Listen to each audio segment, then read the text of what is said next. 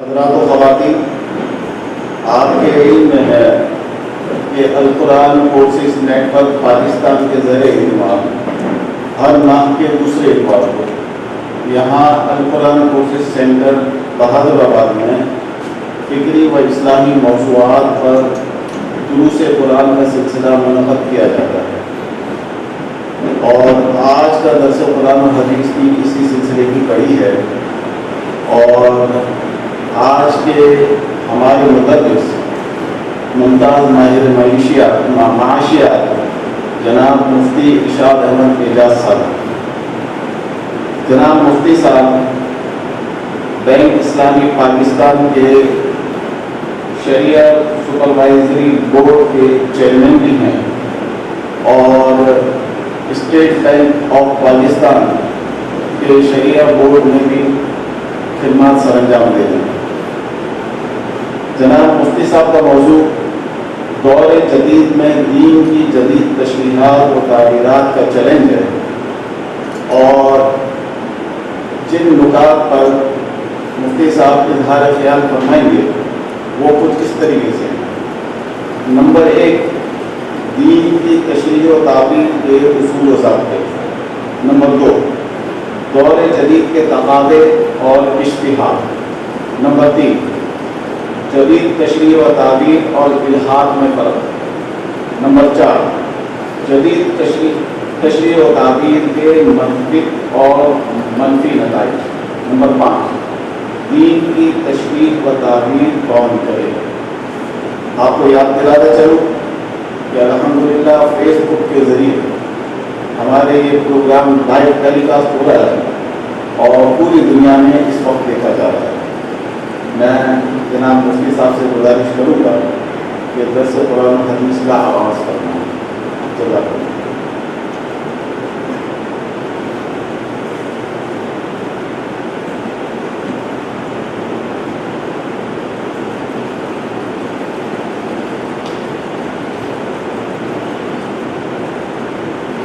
بسم اللہ الرحمن الرحیم،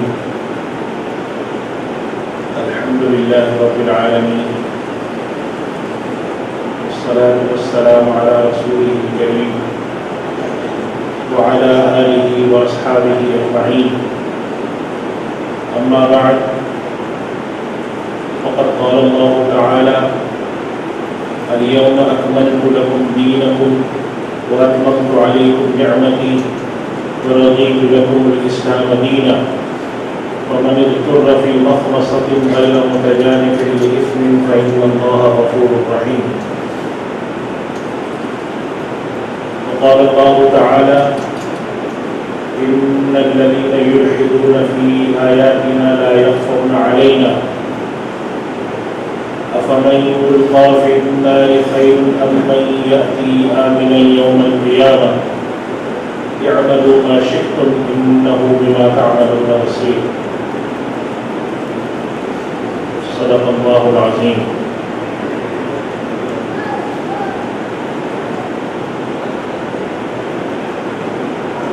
آج کی تلاوت میں نے آپ حضرات کے سامنے کی ہے قرآن کریم کی رسالت کی۔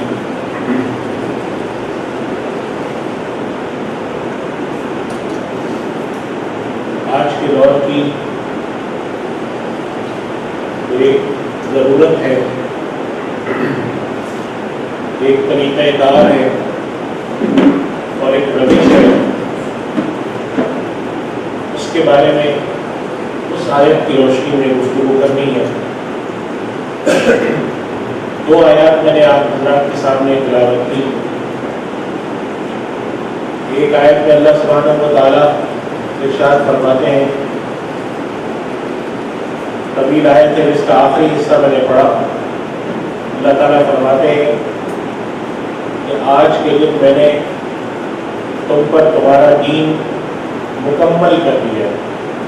الیوم اکملت لکم دینکم، آج میں نے تم پر تمہارا دین مکمل کر دیا۔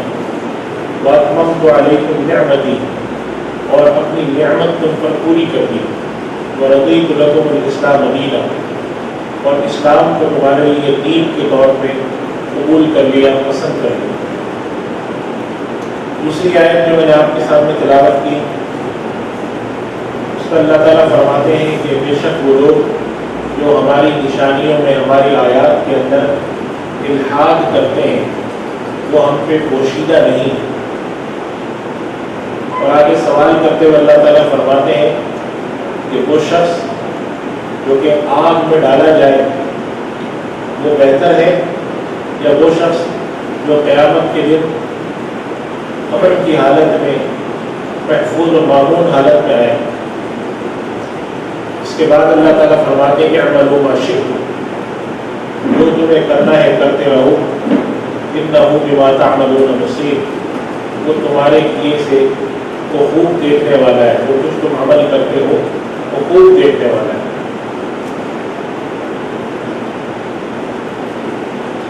ہمارے سامنے ان آیتوں کی روشنی میں دو بنیادی باتیں نکل کے سامنے آتی ہیں۔ پہلی بات تو یہ کہ اللہ تعالیٰ نے ہمارا جو دین ہے، دین اسلام، اس کی تکمیل فرما دی، مکمل کر دی۔ ایک بلڈنگ بن رہی ہو، بلڈنگ کے انجینئر جب سارے کام مکمل کر دیتا ہے، پلستر وغیرہ سب کچھ کر دیتا ہے، اس کے بعد وہ آپ کو کہہ دیتا ہے کہ جی اب یہ آپ کا گھر مکمل ہے، اب اگر آپ اس گھر والے کو بلانا چاہتے ہیں، لائٹیں لگانے والے کو، پردے لگانے والے کو، آپ بلا لیں، آپ کا گھر مکمل ہے۔ یعنی تکمیل کا مطلب ہے کہ اس کے اندر کوئی ایسا پہلو نہیں رہ گیا ہے جو بعد میں آ کے جس کی تکمیل کی ہے، جو ادھورا رہ گیا ہو۔ ایک تو یہ بات ثابت ہے۔ دوسری بات جو دوسری آیت سے ثابت ہوئی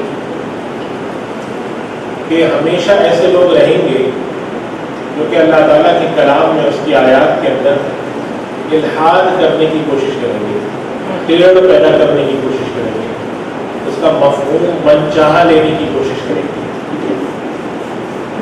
تو اللہ تعالیٰ فرماتے ہیں کہ ایسے لوگ ہم پر پوشیدہ نہیں ہیں، اور یہ بھی فرماتے ہیں کہ تمہیں جو کرنا ہے کرتے رہو، اللہ تمہیں خوب دیکھ رہا ہے۔ اور یہ بھی فرما دیا ساتھ کہ تم یہ سوچ کے رکھو کہ جہنم کی آگ میں جو شخص گرنے والا ہو وہ بہتر ہے، یا جو آدمی سلامتی کے ساتھ آتا ہو وہ بہتر ہے۔ یہ دو باتیں معلوم ہوتی۔ اب یہاں پر ایک سوال پیدا ہوتا ہے کہ دین ہمارا مکمل ہے، سرکار دو عالم صلی اللہ علیہ وسلم جو تشریف لائے، آپ کو دنیا سے تشریف لے جانے کے بعد 1400 سال سے اوپر ہو رہے ہیں، اس وقت 1438 سے 1439 شروع ہونے والا ہے۔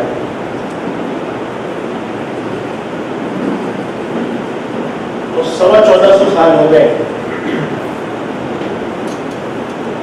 تو دین اگر مکمل ہے، دین کی تکمیل ہو چکی ہے، تو آنے والے وقت میں جس میں ابھی تک 1500 سال ہو رہے ہیں، اور آگے خدا کو پتہ ہے کہ مزید 1500 سال رہے گی یہ دنیا، 2000 سال رہے گی یا 5000 سال رہے گی، تو آنے والے وقت میں معاشی طریقے میں بھی تبدیلی آئے گی، انسان کا کاروبار کا انداز بدلے گا، سماجی زندگی میں بھی تبدیلیاں آئیں گی، رہن سہن کا انداز بدلے گا، سیاسی زندگی میں بھی تبدیلیاں آئیں گی۔ تو تبدیلیاں تو انسانی معاشرے کا حصہ ہے، اور کب تک، جب تک معاشرہ قائم ہے تبدیلیاں آتی رہیں گی، اچھی بھی آئیں گی، بری بھی آئیں گی۔ تو ہمارا دین جب یہ دعویٰ کرتا ہے کہ اس کی تکمیل ہو چکی ہے، تو تکمیل ہونے کے بعد یہ مسائل جو جدید ہمیں پیش آتے رہیں گے، طرح طرح کے مسائل آتے رہیں گے، تو ان کا حل کہاں سے نکلے گا؟ اس کے لیے ہم نبی کریم صلی اللہ علیہ وسلم کی احادیث کی طرف اگر رجوع کریں تو ہمارے سامنے یہ بات آتی ہے کہ ہمارے دین میں ایسی تمام چیزیں جو کہ انسانی معاشرے میں جدید آتی ہیں، اس کے لیے اصول طے فرما لیے. نبی کریم صلی اللہ علیہ وسلم نے صحابہ کرام کو ارشاد فرمایا جب تک تم ان 2 چیزوں کو تھامے رکھو گے تم گمراہ نہیں ہوگے. کتاب اللہ و سنتی، اللہ کی کتاب کو اور اس کی سنت. حضرت معاذ بن جبل رضی اللہ عنہ جلیل القدر صحابی ہیں. نبی کریم صلی اللہ علیہ وسلم نے ان کو یمن کا گورنر بنا کے بھیجا اور بھیجتے وقت ارشاد فرمایا کہ معاذ یہ بتاؤ تم فیصلے لوگوں کے درمیان کیسے کرو گے؟ انہوں نے عرض کیا کہ اللہ کے رسول جب میرے پاس کوئی معاملہ پیش ہوگا کوئی مقدمہ آئے گا سب سے پہلے میں کتاب اللہ کو پیش کروں گا کہ کتاب اللہ میں اس کا کوئی حل ملتا ہے. آپ نے فرمایا اگر ایسا نہیں ہوا تو انہوں نے عرض کیا کہ اللہ کے رسول کو جو آپ نے ہمیں فرمایا ہے، جو ہمیں تعلیمات کی ہیں، جو ہمیں ارشادات فرمائے ہیں تو اس میں دیکھوں گا، یعنی سنت میں دیکھوں گا. آپ نے فرمایا اور اگر اس میں نہ ملے تو انہوں نے عرض کیا کہ اللہ کے نبی پھر میں اپنی رائے سے فیصلہ کروں گا. یعنی رائے سے فیصلہ کروں گا سے مراد کیا تھی کہ قرآن جو کتاب اللہ ہے اور سنت اس کی روشنی میں جو مجھے سمجھ میں آتا ہوگا وہ میں کروں گا. تو نبی کریم صلی اللہ علیہ وسلم نے ان کو شاباش دی اور ان کے حق میں دعا دی اور فرمایا کہ شکر ہے اللہ کا جس نے اپنے رسول کے نمائندے کو اس چیز کی توفیق دی جس سے اللہ راضی ہے. الحمدللہ الذی وفق رسول رسولہ لما یحبہ ویرضیہ. یہاں سے اصول نکل کر آیا کہ ہمارے دین نے نئے آنے والے مسائل کے لیے بھی طریقہ کار طے کر دیے. چنانچہ دین کی تکمیل سے مراد اکملت لکم دینکم سے علماء نے مفسرین نے مراد یہ لی کہ اصول اور ضابطے کے تحت ہمارا دین مکمل ہے. سماجی معاملات، خاندانی معاملات، معاشرے کے عام معاملات، پڑوسیوں کے تجارتی معاملات، کاروبار کے معاملات، لین دین کے معاملات، ملازمت کے معاملات، اجتماعی زندگی کے معاملات، سیاست کے معاملات، ان کے بارے میں ہمارے پاس مجموعی طور پر رہنما اصول موجود ہیں. آنے والے وقت میں ان اصولوں کی امپلیمنٹیشن، تطبیق ہے. چنانچہ جو دین کی تعبیر جو آج کا ہمارا موضوع ہے کہ دین کی جدید تشریحات اور تعبیرات آج کے دور میں کیونکہ زمانے کے اندر تغیر آتا رہتا ہے. آج سے 20 سال پہلے ہمارا جو طریقہ کار تھا آج مختلف ہو گیا. آج سے 20 سال پہلے ہم اس تصور بھی نہیں کرتے تھے کہ آن لائن ٹریڈنگ بھی کوئی چیز ہوگی. آج دیکھیے آن لائن ٹریڈنگ کیسے عام سی بات ہے.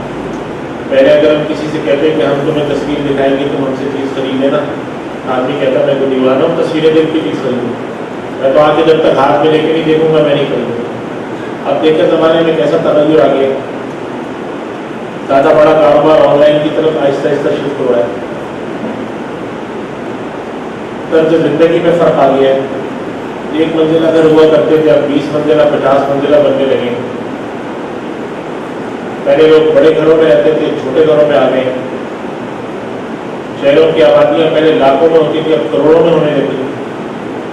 تو جب زمانہ آگے کی طرف جاتا ہے تو اس کے اندر تغیرات پیدا ہوتے ہیں، جدید تقاضے پیدا ہوتے ہیں. تو جب جدید تقاضے پیدا ہوتے ہیں تو ہماری 2 ضرورتیں پیدا ہوتی ہیں. جب بھی زمانہ آگے بڑھے گا اور جدید جب تقاضے آئیں گے تو ہماری 2 ضرورتیں پیدا ہوتی ہیں. یہ یاد رکھیں، ایک ضرورت ہماری ہوتی ہے اعتقادی اور ایک ضرورت ہوتی ہے عملی.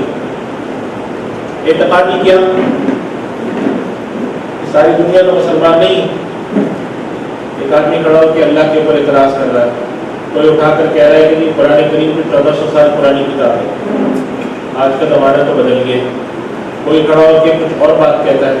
کوئی کھڑا ہو کے کہتا ہے کہ جی آپ لوگوں کے یہاں تقیات بہت زیادہ ہے، آپ اپنے آپ روشن خیالی اور جدت پسندی پیدا کریں.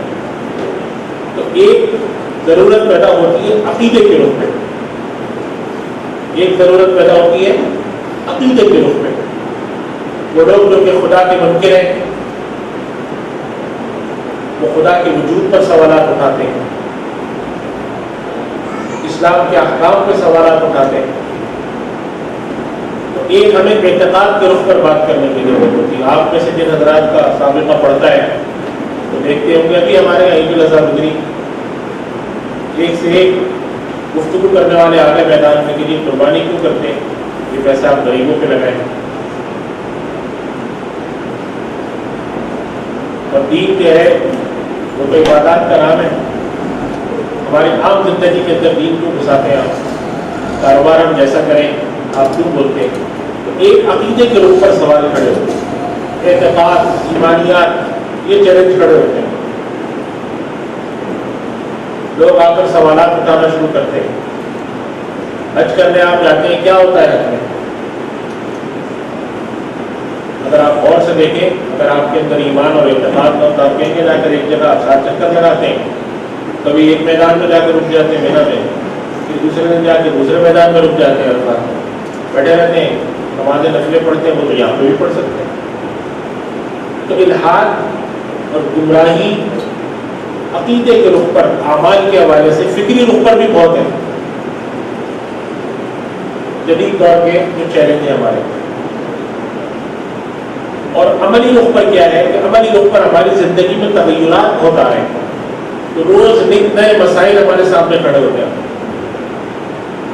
کہ فلاں طریقہ درست ہے، فلاں کاروبار کا طریقہ کیسا ہے، فلاں تجارت کا طریقہ کیسا ہے، فلاں پارٹنرشپ کیسی ہے، فلاں طریقہ کار جمہوریت کا طریقہ کیسا ہے، کانسٹیٹیوشن کے اندر امینڈمنٹ کا طریقہ کیسا ہے، مختلف اسلامی حکومتیں کب کیا ہوگا، ایک اسلامی حکومت ہے اس کا تعلق دوسرے ملک سے کسی اور طرح کا ہے، ہمارا کسی اور طرح کا ہے، عالم اسلام کا معاملہ کیا ہوگا، ابھی برما کے جو مسلمانوں کے ساتھ ظلم و زیادتی اور جبر ہو رہا ہے، ایسے موقع پر مسلمانوں کو کیا ری ایکشن کرنا چاہیے، یہ سب آج کے دور کے مسائل ہیں۔ تو ایک نظریاتی مسئلے ہیں، ایمانیات سے متعلق، عقائد سے متعلق چیلنج ہے، اور ایک عمل سے متعلق چیلنج ہے۔ اور ان دو طرح کی چیلنجوں کے ہمارے پاس جو حل ہے وہ کیا ہے؟ سب سے پہلی بات جو میں نے ابھی عرض کی، حضرت معاذ بن جبل رضی اللہ عنہ اللہ کے نبی سے فرماتے ہیں کہ میں پہلے قرآن کو دیکھوں گا، پھر آپ کی بات کو دیکھوں گا، اور اگر پھر بھی کچھ نہ ملا تو پھر میں اپنی رائے سے فیصلہ کروں گا۔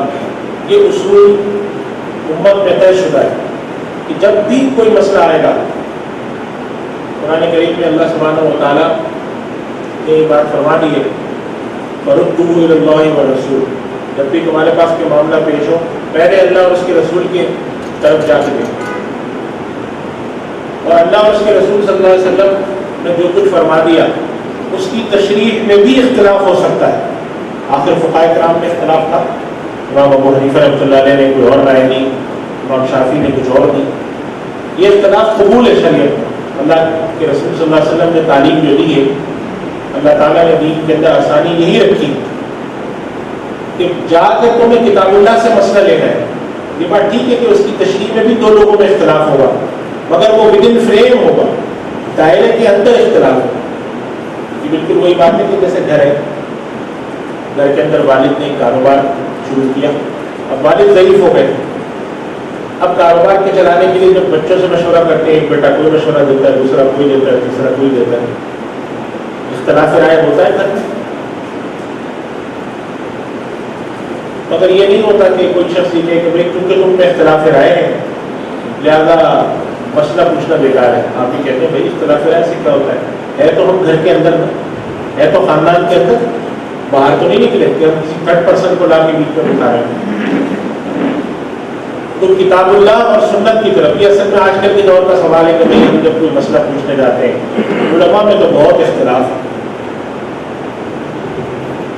ہم یہ کہتے ہیں کہ علماء اختلاف ہے تو رہنے دیں، ان میں سے اگر کوئی بھی آدمی ان علماء کی اتباع کرتا ہے جو کہ بڑے علماء ہیں، اہل دین ہیں، اہل علم ہیں، اہل تقویٰ ہیں، اہل معرفت ہیں، ان کی اختلاف رائے کے باوجود، چنانچہ ہم سب جانتے ہیں کہ مسلمانوں میں اتنے سارے جو فقہی مسالک ہیں کوئی یہاں ہاتھ رکھ کے نماز پڑھتا ہے، کوئی ہاتھ چھوڑ کے پڑھتا ہے.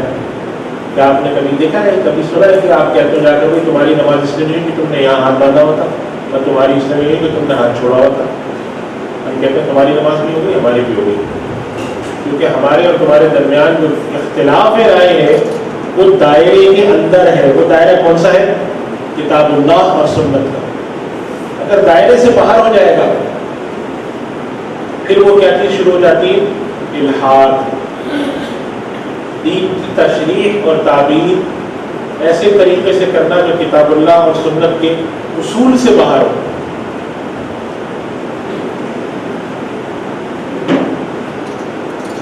لوگوں نے کہا کہ بھائی آج کل کے دور میں سود اتنا پھیل گیا ہے تو ایسا کرنا چاہیے کہ جہاں ضرورت ہو وہاں پہ اس کی جائز ہونے کا فتویٰ دے دیں. یہ کتاب اللہ اور سنت کے اصول کے برخلاف بات ہے. اس وجہ سے یہ چیز ذہن میں رکھنی چاہیے کہ جدید ہمارے پاس جو نظریات اور مسائل آئیں گے جن کا تعلق عقیدے سے ہوگا، جن کا تعلق عمل سے ہوگا، ان کے مسائل کے حل کرنے کے لیے اللہ کے رسول صلی اللہ علیہ وسلم نے ہمیں ایک ضابطہ دے دیا ہے. بہت سارے مسائل ایسے ہیں، اللہ کا شکر ہے کہ اب ہمارے معاشرے میں وہ مسائل نہیں گفتگو میں آتے، لیکن ابتدائی اسلام میں اور بیچ میں وہ مسائل رہے جو کہ اعتقادی مسائل کہلاتے ہیں. خلق قرآن کا مسئلہ، اللہ کی صفات کا مسئلہ. آج کے دور میں ہمارے یہاں وہ مسائل نہیں ہیں، لوگ اتنا نہیں جانتے ان چیزوں کو. کتاب اللہ کا جو کلام ہے اس کی مخلوق ہے، یعنی امام مالک رحمۃ اللہ علیہ کے پر سخت ترین سزا دی گئی تھی اس پر.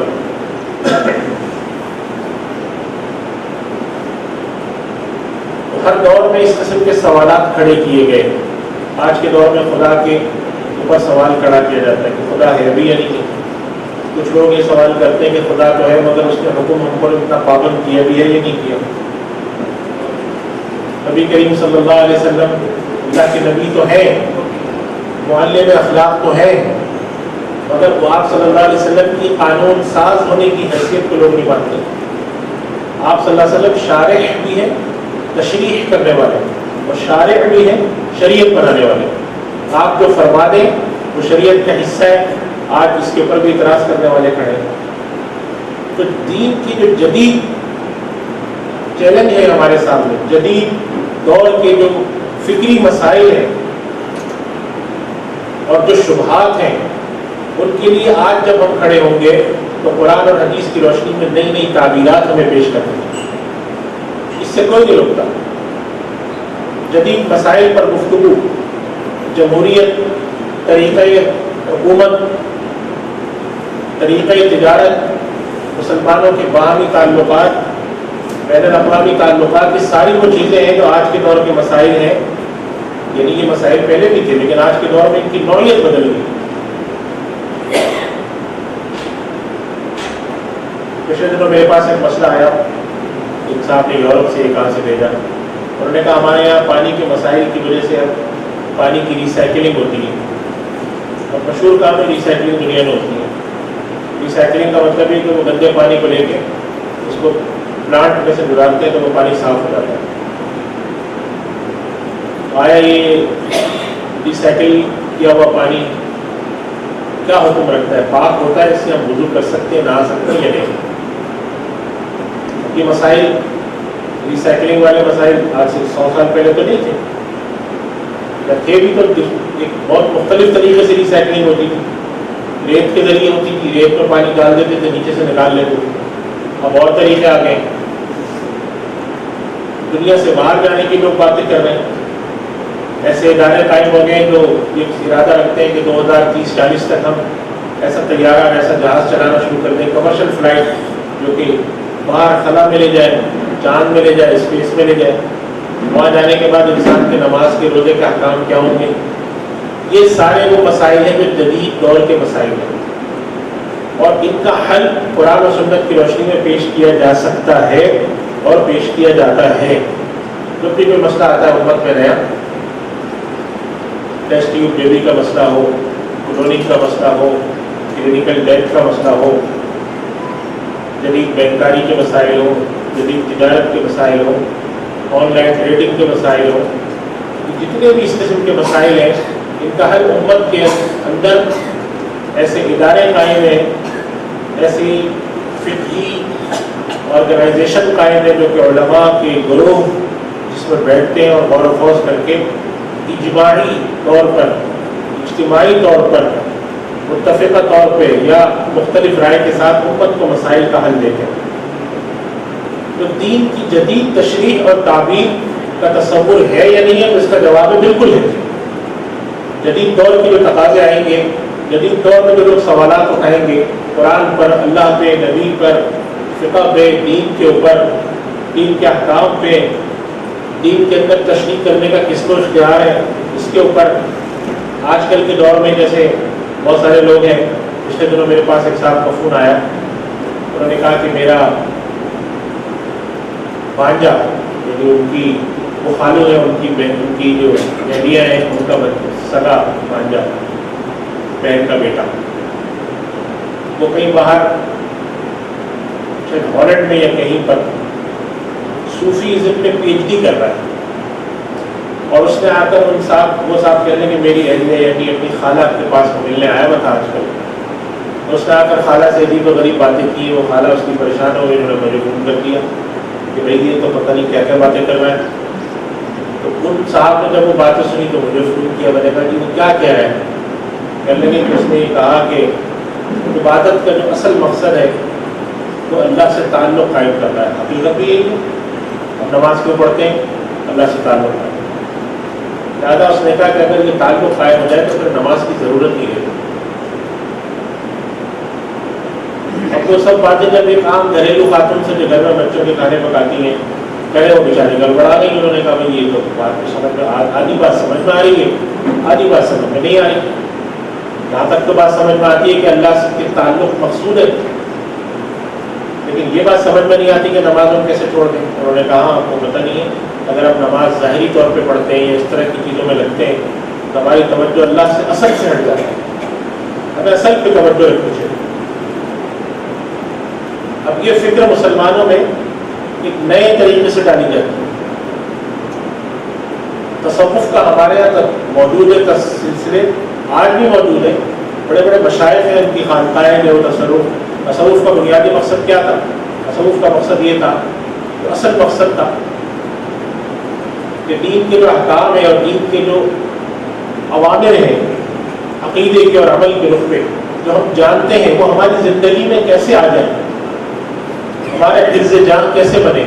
یہ تو ہم جانتے ہیں کہ خدا ہے کہ اس کی نماز پڑھنی چاہیے، اس کے آگے جھکنا چاہیے، لیکن یہ بات ہمارے اندر کیسے آ جائے؟ نبی کریم صلی اللہ علیہ وسلم ارشاد فرماتے ہیں کہ نماز میں میری آنکھوں کی ٹھنڈک رکھ دی گئی ہے، تو ہمارے لیے بھی آنکھوں کی ٹھنڈک نماز میں کیسے آئے؟ یہ ساری چیزیں کہ دین کو انسان کے ظاہر سے اس کے باطن میں کیسے اتارا جائے، اس مقصد کے لیے تصوف کی سلاسل تھے اور آج بھی ہے۔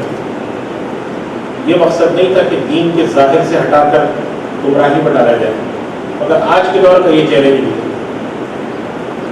اور چیلنج کا جواب دینے کے ہمیشہ یاد رکھیں دو طریقے ہوتے ہیں۔ ایک طریقہ ہوتا ہے سامنے والے کو آپ برا بھلا کہیں، گمراہ کہیں، گالیاں دیں، یہ طریقہ دیر پا نہیں ہوتا۔ میں یہاں بیٹھ کر کہتا رہا ہوں کہ فلاں کی سازش ہے، امریکہ کی سازش ہے، یورپ کی سازش ہے، گمراہوں کی سازش ہے، سب جانتے ہیں کہ یہ سازش کس کی، لیکن اس کا جواب عقل کے رخ پر بھی دینا ہے، اس کا جواب سامنے والے کے دل کو بھی مطمئن کرے، اس کے عقل کو بھی مطمئن کرے، قلب کو مطمئن کرے، دماغ کو مطمئن کرے۔ اس کے لیے ہمارے یہاں حضرات ہیں کرتے ہیں۔ تو دین کی جو جدید تشریحات اور تعبیرات ہیں اس کے اندر پھر دو پہلو نکل کر آتے ہیں۔ ایک پہلو صحیح پہلو ہے جو کتاب اللہ اور سنت رسول کے دائرے کے اندر رہتے ہوئے، اور ایک پہلو اس کا غلط پہلو ہے جو کہ الحاد کہلاتا ہے، دین کے اندر تبدیلی کرنا۔ ایسے بہت سے گروپ ہمارے یہاں، بہت سے ایسے اداروں کی، بہت سے ایسے لوگوں کی، بہت سے ایسے گروہوں کی سرپرستی کی جاتی ہے تاکہ مسلمانوں کے اندر فکری انتشار پیدا ہو، ہر مسلمان جو ہے شک میں پیدا ہو۔ ایمان نام ہے یقین کا۔ اللہ سبحانہ و تعالیٰ فرماتے ہیں وَبِالْآخِرَةِ هُمْ يُوقِنُونَ، مومنین کی نشانی یہ بتائی کہ وہ آخرت کے اوپر یقین رکھتے ہو۔ تبلیغ والے حضرات آپ سنتے ہیں ایمان اور یقین دو باتیں کرتے ہیں.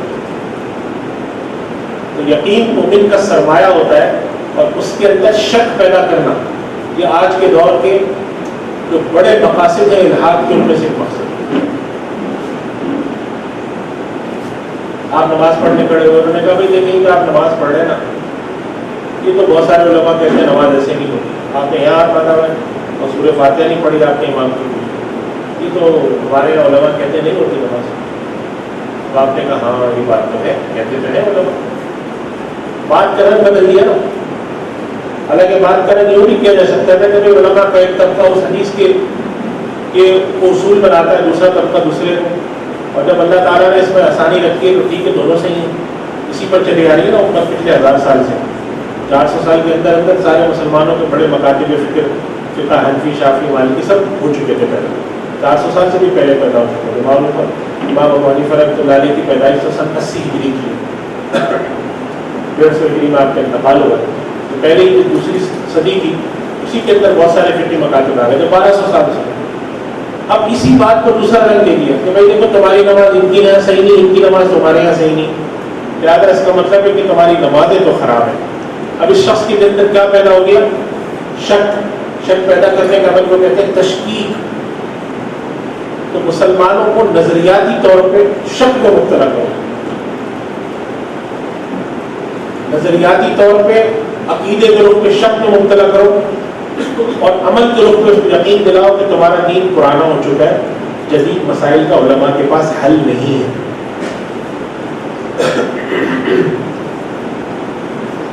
حالانکہ دونوں باتیں غلط ہیں. جدید مسائل کا حل ہے. یہ الگ بات ہے کہ ہمارے یہاں بھی بعض اہل علم میں سے بعض حضرات ہیں جن کا مزاج نسبتاً سخت ہوتا ہے.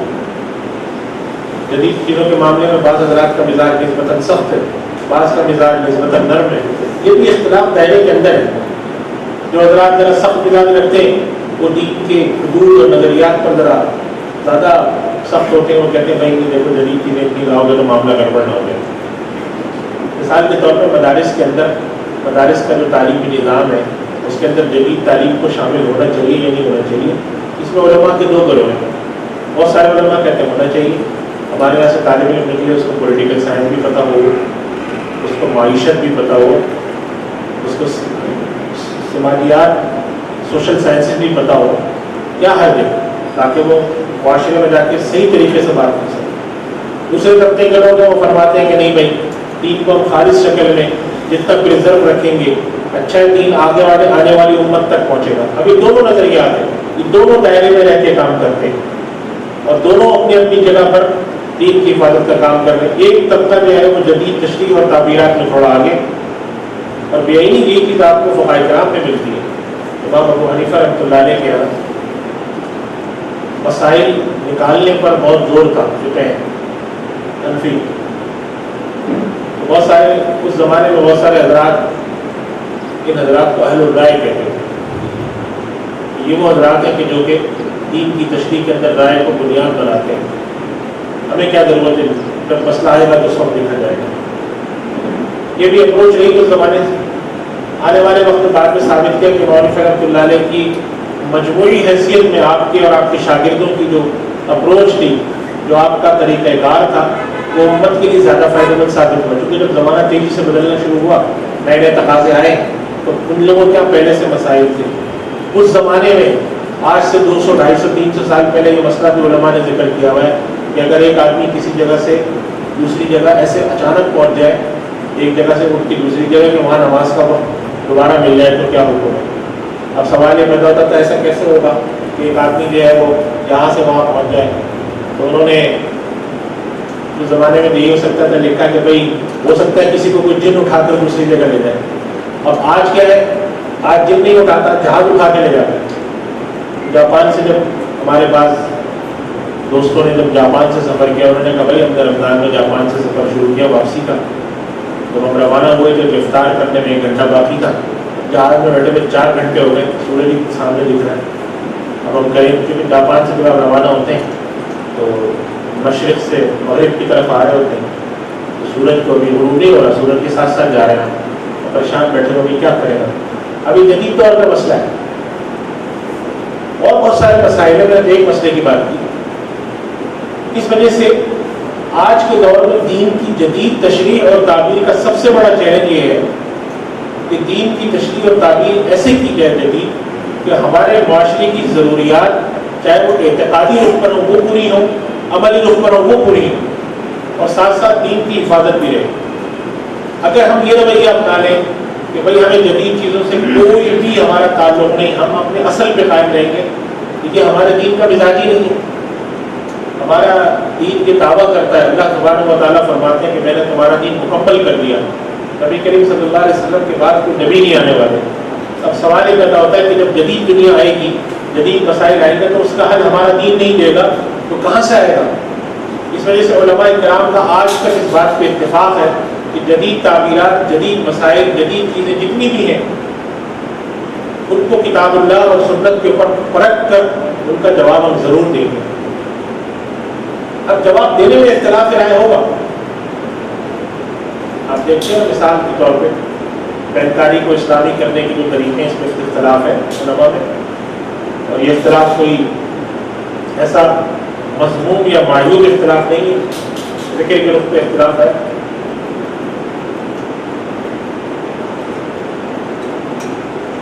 جدید تشریح اور تعبیر کے اندر پہلی بات ہمیں یاد رکھنی چاہیے کہ جدید مسائل کا حل پیش کیا جائے گا۔ دوسری بات یہ یاد رکھنی چاہیے کہ جب جدید جتنے مسائل کا حل ہوتا ہے اس کے اندر ہمارا اجتہاد کا عمل دخل ہوتا ہے،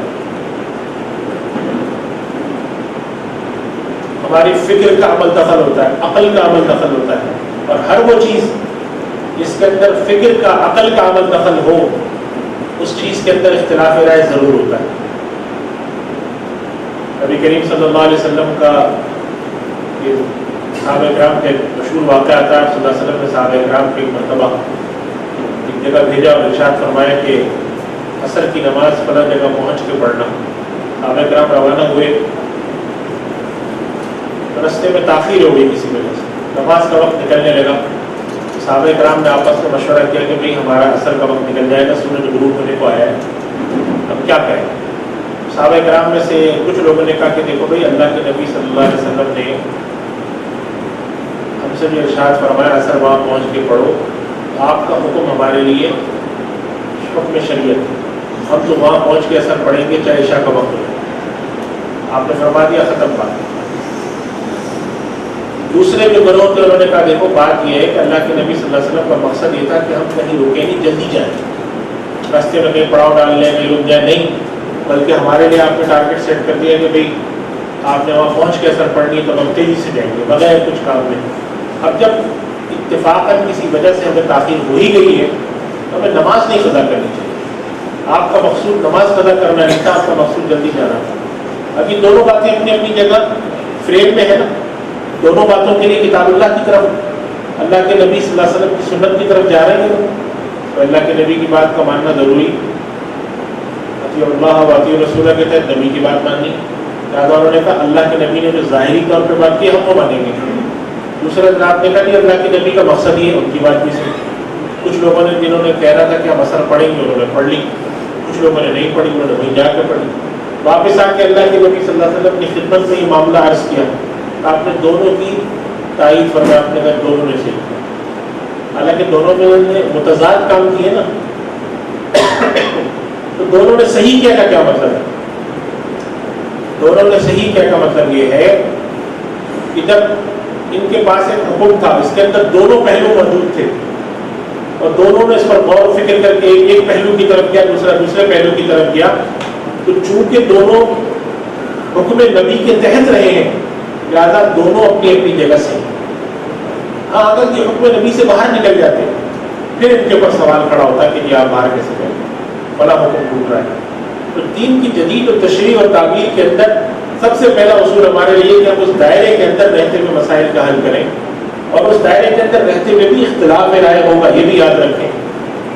یہ بات ایسے نہیں ہے کہ اگر ہم دائرے کے اندر ہیں تو اس میں اختلاف ہے۔ امام ابو حنیفہ، امام شافعی، امام مالک، امام احمد بن حنبل اور دیگر جو مسالک ہیں ان کے درمیان آپس میں اختلاف ہے یا نہیں، اور یہ سب کے سب دائرے کے اندر ہیں یا نہیں، سب کتاب اللہ اور سنت رسول کے دائرے کے اندر ہے، اس کے باوجود اختلاف ہے۔ اور یہ اختلاف شرائط ناپسندیدہ نہیں ہے، یہ بلکہ اختلاف رحمت ہے۔ اللہ تعالیٰ نے قرآن کریم کے اندر بالارادہ، علماء نے لکھا ہے کہ اللہ تعالیٰ حکیم ہے، حکمت سے کوئی فعل، اس کا کوئی عمل خالی نہیں۔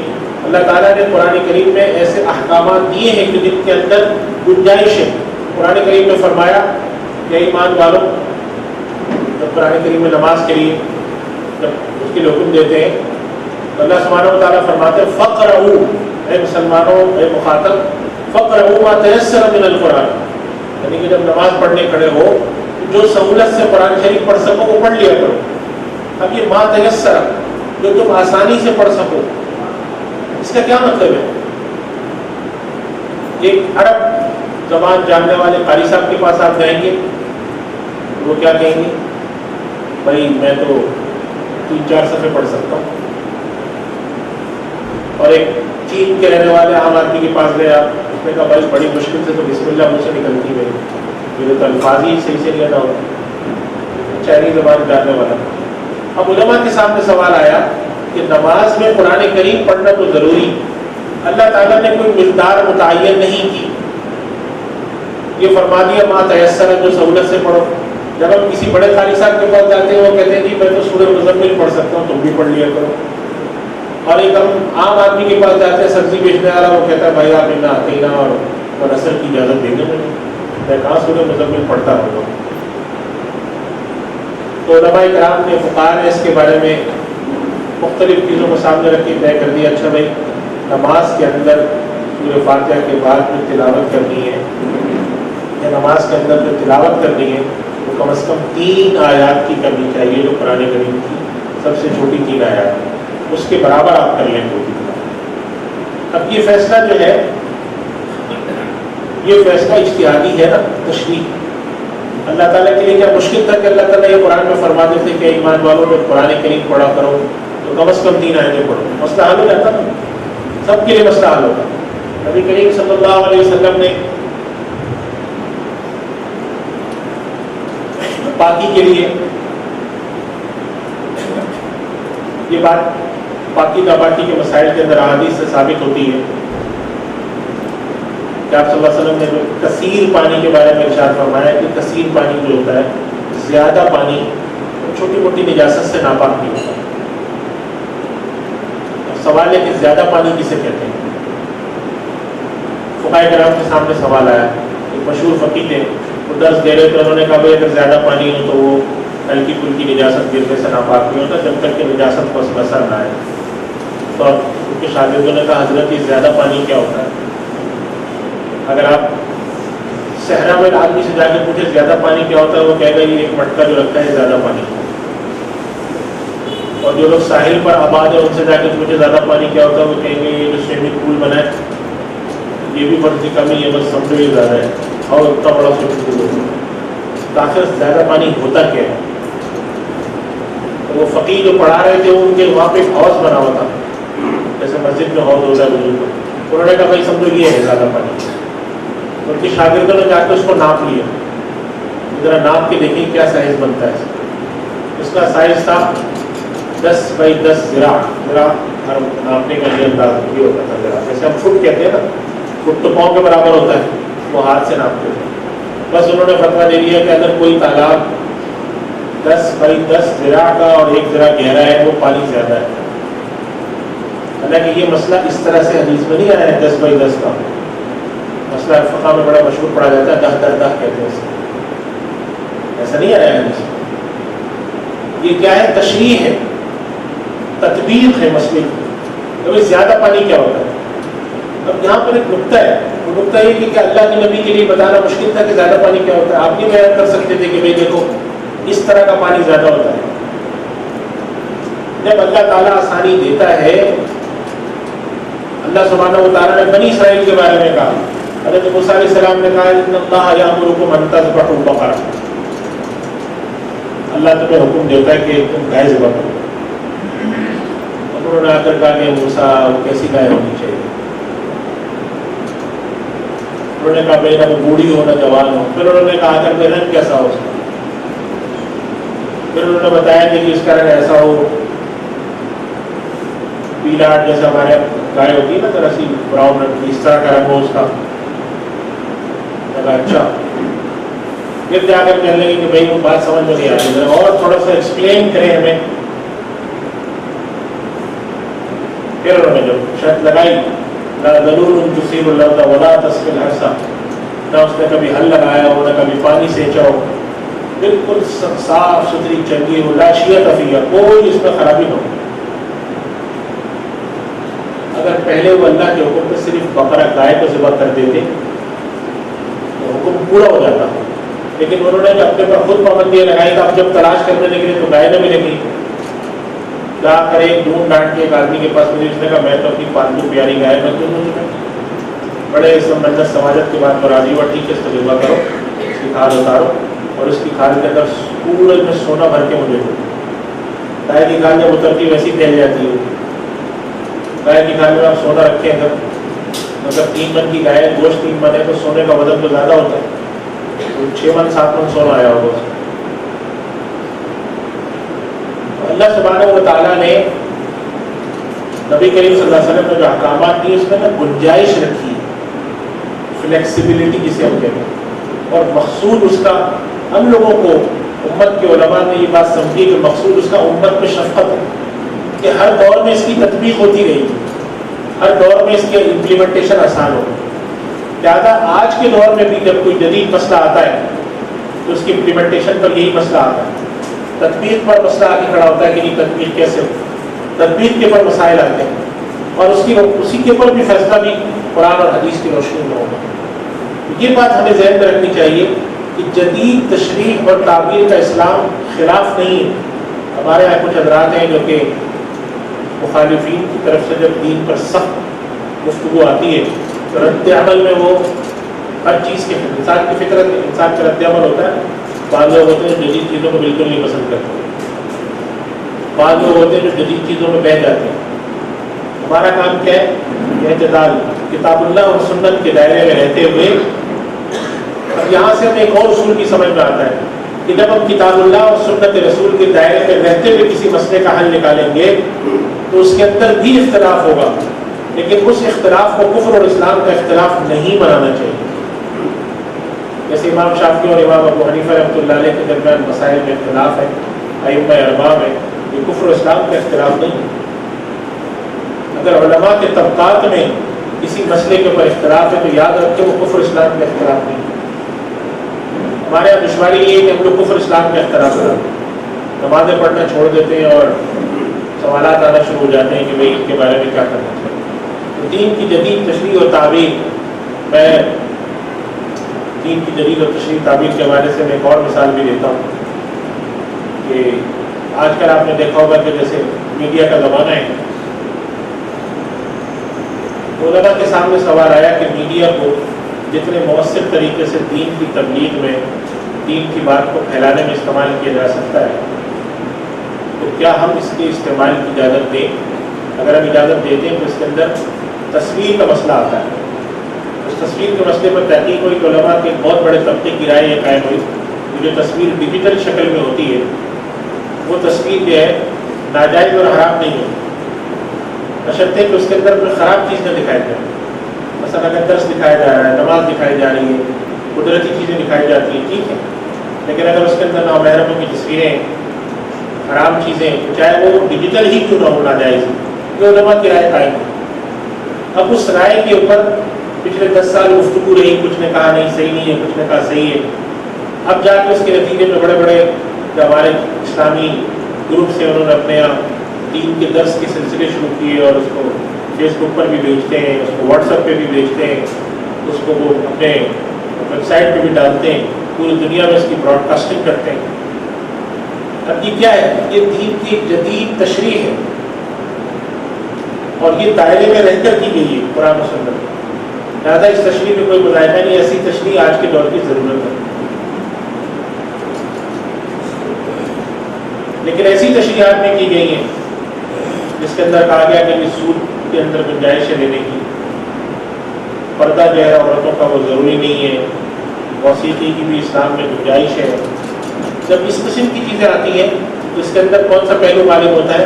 الحاد کا.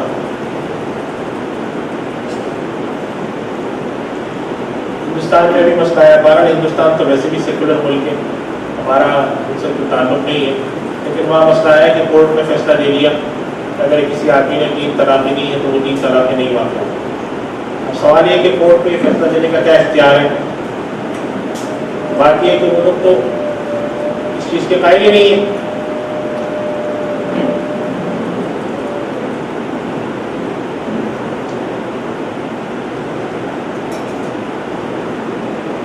لیکن اگر ہمارے یہاں ایسا کام ہو مسلمانوں میں, ہم کہیں گے مسلمانوں میں یہ کام نہیں ہو سکتا, کیونکہ یہ دین کی تشریح کتاب اللہ اور اس کے دائرے سے باہر ہے. اور جو ہمارے یہاں اجتہاد جسے کہتے ہیں, آج کے دور میں بھی اجتہاد ہوتا ہے, بڑے بڑے ادارے قائم ہیں, جیسے جدہ میں مجمع الفقہ الاسلامی جدہ ہے, دنیا کے تقریباً کوئی 50-52 اسلامی ملکوں کے علماء اس کے اندر نمائندہ ہیں. نئے مسائل, جدید مسائل آتے ہیں. یا آپ نے آج کل بہت مشہور دیکھا ہوگا کہ کسی آدمی کا ایکسیڈنٹ ہوتا ہے, وینٹیلیٹر پہ رکھ دیتے ہیں, اس کی برین ڈیتھ ہو چکی ہے, وینٹیلیٹر سے چل رہا ہے. اب ڈاکٹر سے پوچھے, ڈاکٹر کہتے ہیں ہو سکتا ہے کہ 3 سال تک چلتا رہے وینٹیلیٹر پہ, لیکن اس کی ڈیتھ ہو چکی ہے. اب اگر آپ یہ سمجھتے ہیں کہ واپس آ جائے, ایسا نہیں ہے, اس کا دماغ ختم ہو چکا ہے. کلینکل ڈیتھ ہے ایسا. سوال ہے کہ ہم اس کے اوپر سے وہ وینٹیلیٹر ہٹا دیں یا نہیں. اگر ہم ہٹا دیتے ہیں تو کیا یہ قتل شمار ہو؟ ایک آدمی زندہ تھا, اگر وینٹیلیٹر لگا رہتا تو سانس چلتی رہتی. اگر ہم وینٹیلیٹر ہٹا دیں تو سانس رک جائے گی, تو کیا یہ قتل ہے؟ اب ایک جدید مسئلہ ہے, آج سے 100 سال پہلے نہیں تھا, ایسے جدید سائنسی آلات نہیں تھے. اس طرح کے جو جدید مسائل آتے ہیں یہ بھی دین کی جدید تشریح اور تعبیر ہے, تطبیق کی شکل میں. میں نے جو بات عرض کی تھی نا کہ ایک عقیدے کے رخ پر سوال آتے ہیں, ایک عمل کے رخ پہ سوال آتے ہیں. عقیدے کے رخ پر بھی سوال ہے, عمل کے رخ پہ بھی سوال ہے. عمل کے رخ پہ تطبیق پر سوال ہے کہ ہم دین کی تطبیق جب کرتے ہیں, احکامات الہی کی تطبیق کرتے ہیں, اصول ہمیں یاد رکھنا چاہیے کہ دائرے کے اندر رہتے ہوئے جب بھی تشریح اور تطبیق ہوگی وہ دین کا تقاضا ہے. اور اس دائرے کے اندر رہنے کے باوجود ہمارے یہاں ایک غلط فہمی ہمارے یہاں لوگوں کی یہ ہے کہ جتنے جدید مسائل ہیں علماء کے درمیان ان مسائل پر 100% اتفاق ہوگا. یہ بات غلط ہے, ایسا نہیں ہو سکتا, کیونکہ جدید مسائل کے اندر انسانی عقل استعمال ہوتی ہے, اور جہاں انسانی عقل استعمال ہوتی ہے وہاں اختلاف رائے ہوتا ہے. کیونکہ آپ ایک الگ طریقے سے سوچتے ہیں, آپ کی بات کا بھی وزن ہوتا ہے. آپ ایک الگ طریقے سے سوچتے ہیں, ان کی بات کا بھی وزن ہے. دیکھا یہ جاتا ہے کہ دونوں اگر پر کتاب اللہ کی روشنی میں فیصلہ کرتے ہیں تو پھر وہ فیصلہ اپنی جگہ درست ہے. ابھی ایک اور مسئلہ بھی آج کل دوبارہ پاکستان میں ہوتا ہوا, حالانکہ ہے تو پرانا مسئلہ, آزاد کی پیمنٹ کاری. لوگ کہتے ہیں نا مرتے وقت کہ میری آنکھیں یا میرا گردہ ہے, جو بھی چیز دے سکتا ہوں اس کو تحفے میں میری طرف سے عطیہ ہے.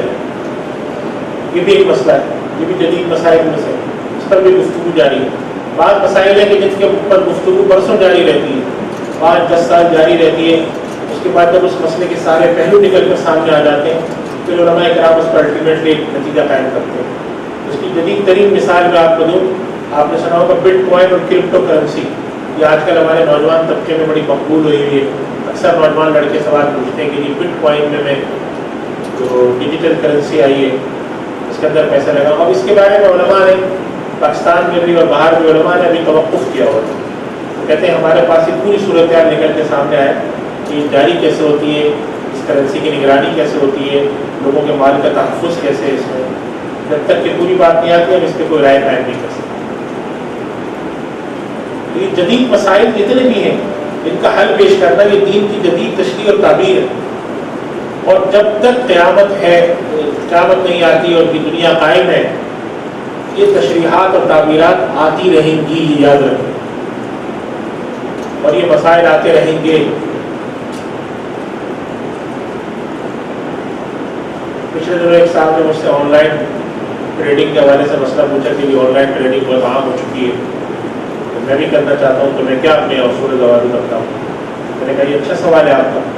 تو علماء کرام جو ہے وہ ایک کتابچہ مرتب کر دیں کہ وہ ادارے, وہ پاکستان کے اندر بہت سارے ادارے ہیں جنہوں نے آن لائن ٹریڈنگ شروع کی ہے. کچھ لوگ ہیں جنہوں نے اپنی خود کی بھی, ان کے پاس اپنے ویئر ہاؤس ہیں. کچھ لوگ ہیں جو کہ بیچ میں صرف ڈسٹریبیوشن چینل ہے. خود کچھ نہیں ہے لیکن ان کے پاس ایکسپرٹیز ہے، وہ اپنا سسٹم بنا کے آرڈر لیتے ہیں اور بازار سے یا کسی سے خرید کے بیچ دیتے ہیں۔ انٹیگریشن کی بھی اس کے بارے میں ایک رہنما کتاب چاہو کہ بھائی اگر ایک آدمی اپنے پاس سے بیچ رہا ہے وہ کیا ضابطے پابندی کرے، فراڈ نہ کرے، دھوکہ نہ دے، جس چیز کی تصویر دکھا رہا ہے وہی چیز بیچے۔ وہ بھی بہت ہونے لگا ہے، تصویر دکھاتے کسی چیز کی بیچ کچھ اور دیتے ہیں، اور اس کے اندر ساتھ ساتھ پیسے کی واپسی کا بھی اختیار دیں، آپ 1 ہفتے تک کا دیتے ہیں بازے جا رہے ہیں۔ اب یہ ساری وہ کیا ہے مسائل، جدید تطبیق ہے۔ آج سے 50 سال کیا 20 سال پہلے بھی کوئی تصور نہیں کرتا تھا۔ جدید تطبیقات عمل کے رخ پر آئیں گی، حکومتوں کے رخ پہ۔ ہمارے یہاں اکثر لوگ سوال اٹھا دیتے ہیں کہ یہ جمہوریت کا سیٹ اپ جو اسلامی ہے یہ نہیں۔ میں حیران ہوتا ہوں لوگ سوال یہ کیوں اٹھاتے ہیں، یہ نہیں دیکھتے کہ 73 کا جو آئین ہے اس کے بنانے میں علماء شریک تھے، وہ اسمبلی کے ممبران تھے۔ اس کا کیا مطلب ہے کہ وہ علماء یہ سمجھتے تھے کہ یہ ماڈل جو جمہوریت کا پاکستان کے اندر ہے، جو کہ قرآن و سنت کے اصول کے تابع ہے، یہ جمہوریت کا ماڈل اسلام کے کسی اصول سے متصادم نہیں ہے۔ اور اسی وجہ سے الحمدللہ آج تک پاکستان میں اگرچہ ایسے لوگ ہیں جو کوشش کرتے ہیں، لیکن پاکستان میں قرآن و سنت کے خلاف قانون سازی نہیں ہو سکتی۔ تو جو عوام والی بات ہے کہ عوام کے ذریعے قانون بنتا ہے، اس اختیار کو محدود کر دیا کہ عوام کے ذریعے تو بنے گا مباح چیزوں میں، جن چیزوں کو شریعت نے انسانوں پہ چھوڑا ہے اس معاملے میں انسان ہی قانون بنائے گا، جن معاملے کو شریعت نے اپنے ہاتھ میں لیا ہے اس میں انسان کی نہیں سنی دے گی۔ شراب حرام رہے گی، اگر ساری قومی اسمبلی سارے لوگ متفق ہو جائے پھر بھی حرام رہے گی۔ لہٰذا علماء نے یہ طے کر دیا کہ یہ ماڈل، اب اس ماڈل کے اندر خرابیاں ہیں، عملی طور پہ کوئی الگ بحث ہے۔ خرابی تو مسلمانوں میں ہم سب میں، اگر آپ ایک نمونہ مسلمان کا حدیث اور قرآن کی روشنی میں دیکھیں اور ایک عملی مسلمان کو دیکھیں تو آپ کو فرق نظر آتا ہے کہ نہیں مسلمان تو دھوکہ نہیں دیتا، یہ مسلمان دھوکہ دے رہا ہے۔ مگر کیا اس کی وجہ سے آپ اس مسلمان کو کافر کہتے ہیں؟ نہیں کہتے۔ اسی طرح یہ وہ ماڈل جو جمہوریت کا، جس کو علماء کرام نے جس کی تصدیق اور تائید کی، اگرچہ اس کے تطبیق میں، اس کے نفاذ میں بہت سی خرابیاں ہیں، مگر ہم اس کو خلاف اسلام نہیں قرار دیں گے۔ مگر ہمارے یہاں کچھ طبقات میں یہ تصور آیا کہ دین کی جدید تشریح سیاسیات میں بھی ہے، معاشیات میں بھی ہے، سماجیات میں بھی ہے۔ یہ وہ تطبیق ہے دین کی جدید جو کہ عملی ہے۔ دین کی جدید تطبیق، جدید افکار ایک فکری رخ پر بھی ہے، اور جو الحاق پھیلایا جاتا ہے قرآن اور حدیث کی تشریحات کے بارے میں، تو یہ بات آپ ہمیں ذہن میں رکھنی چاہیے کہ جدید تشریح اور تعبیر کے مثبت نتائج بھی ہیں اور منفی نتائج بھی ہیں۔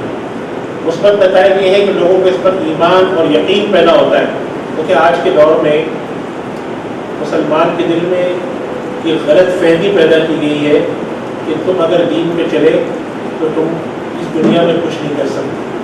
ایسا ہے، آدمی کہتا بھائی دین پہ چلنا تو بڑا مشکل ہے، ہاں نماز روزہ میں کر لوں گا، قربانی کر لوں گا، حج عمرہ کر لوں گا، لیکن اگر آپ آگے مجھ سے کہتے ہیں تجارت ایسے کرو گے، مجھ سے نہیں ہوگا۔ یہ غلط فہمی ہے اور گمراہی ہے۔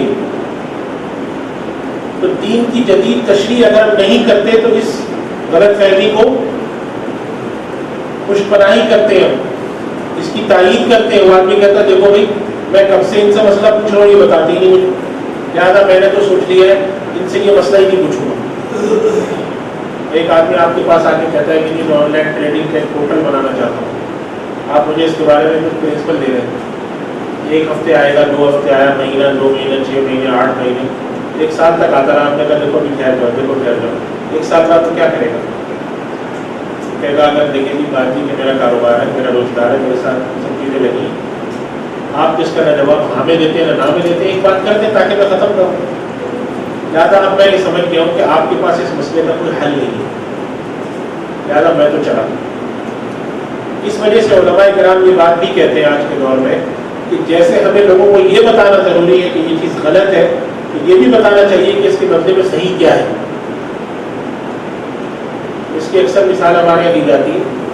مشاہدہ فیصل ہمارے یہاں جو ہے کراچی میں، جب کوئی وی آئی پی موومنٹ ہوتی ہے اس کے آس پاس جو موٹر سائیکلیں وغیرہ روڈ پہ پارک ہوتی ہیں، پولیس والے آ کے کہتے ہیں ہٹا دو۔ اب پولیس والے نے آ کر کہا جی 50 موٹر سائیکلیں ہٹاؤ۔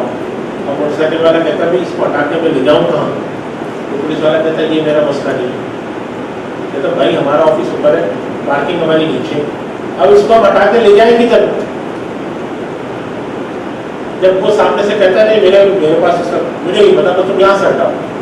آپ کے خیال میں یہ حل ہے مسئلے؟ مہذب معاشرے میں کیا ہوتا ہے, کہتے ہیں کہ یہاں سے ہٹاؤ وہاں کھڑا کرو. اگر آپ کسی چیز کو نہ کر رہے ہیں تو اس کی جگہ آپ ایک حل بھی دیں گے. جدید تشریح اور تعبیر کا یہ مثبت فائدہ ہوتا ہے کہ سامنے والے کو آپ کہتے ہیں دیکھو اس رستے پہ مت جاؤ, اس رستے پہ جاؤ. اور جدید تشریح اور تعبیر کی طرف اگر رجحان نہ جائے تو آپ کہتے ہیں اس رستے پہ مت جاؤ.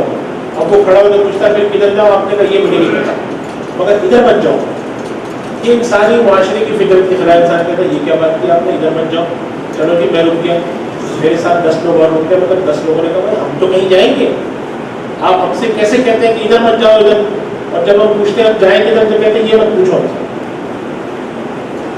تو جدید تشریح کا مثبت فائدہ یہ ہوتا ہے کہ لوگ دین سے جڑے رہتے ہیں, وہ سمجھتے ہیں کہ ہمارا دین ہمارے لیے ہر دور میں مسئلے کا حل لاتا ہے. اور منفی نقصان اس کا یہ ہوتا ہے کہ جدید تشریح اور تعبیر کی آڑ میں بہت سارے لوگ دین کے اندر الحاد بھی پیدا کرتے ہیں, بنیادی تبدیلیاں لاتے ہیں, قرآن اور حدیث کے دائرے سے باہر نکلتے ہیں, حلال اور حرام کے مسائل میں باہر نکلتے ہیں, امت کے اجتماعی موقف سے باہر نکلتے ہیں. یہ چیزیں وہ ہوتی ہیں جو کہ الحاد پھر اس طرف جاتی ہے. اور یہ میں جو آپ کو بتا رہا ہوں مختصر بات ہے, ظاہر ہمارے پاس وقت بھی مختصر ہے اور موضوع یہ ایسا ہے کہ اس کے اندر ہم بہت تفصیل میں نہیں اس لیے جا سکتے کہ بہت ساری باتیں فنی ہیں. ہر وہ آدمی جو کوئی جدید تشریح لے کر آ رہا ہو وہ ملحد نہیں ہے, یہ یاد رکھیں. ہمارے ہم لوگ یہ سمجھنے لگے اگر کوئی آدمی جدید مسئلہ لے کر آ رہا ہے بس یہ طے ہے کہ وہ ملحد ہے, چاہے وہ کتنا ہی اللہ والا ہو.